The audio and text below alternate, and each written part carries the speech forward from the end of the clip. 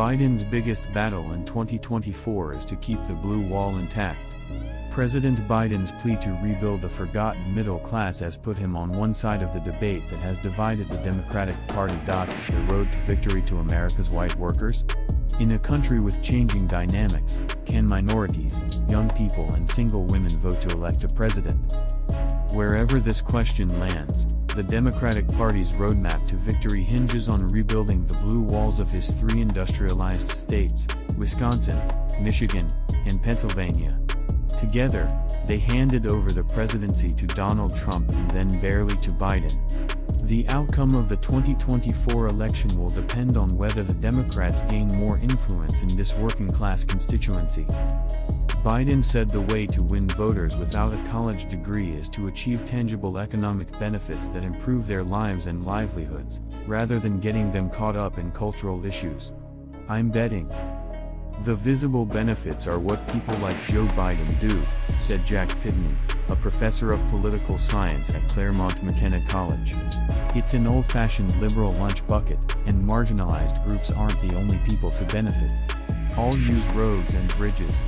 He's playing too strong. It also helps that a big social issue is leaning toward the Democratic Party, and that is abortion, Pitney said. I mean, he's starting at the top of this issue, which wasn't obvious a year before him. Still, it's a steep climb for a party that many in Central America consider too bright and caters to the liberal elite. 60% of Americans have no college degree. These voters cast 35% of this 2020 vote. These voter percentages are significantly higher in blue wall states, with 56% in Wisconsin, 52% in Michigan, and 45% in Pennsylvania, all of which bolster Biden's call for a work plan to rebuild America. Data to back up his point. Will it be enough to reach those voters?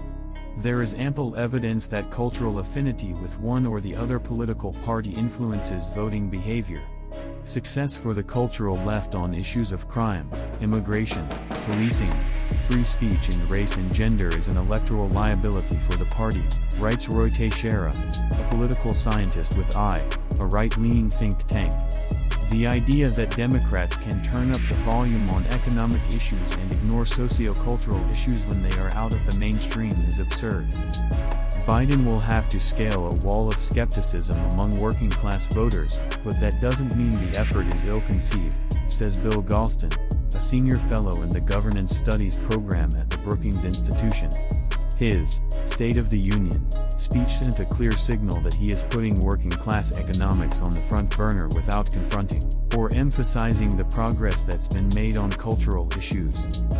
There will be no Sister Souljah moment. That's not part of the game plan, Galston added, referring to Bill Clinton challenging the cultural left in 1992 by repudiating a young rapper's violent lyrics.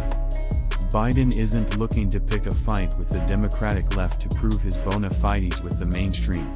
Surprisingly, there is a remarkable unity and discipline in the message in a party that can sometimes be its own worst enemy. The better-than-expected midterm elections, followed by Biden's exciting suit, seem to have convinced Democrats that Biden must have superpowers. Strengthening the blue wall isn't just about being generous, it's essential for the Democrats to stay in power. The numbers don't lie. According to a Pew Research Center poll, Hillary Clinton won just 28% of the white working class vote in 2016. Biden raised that number to freeze frame.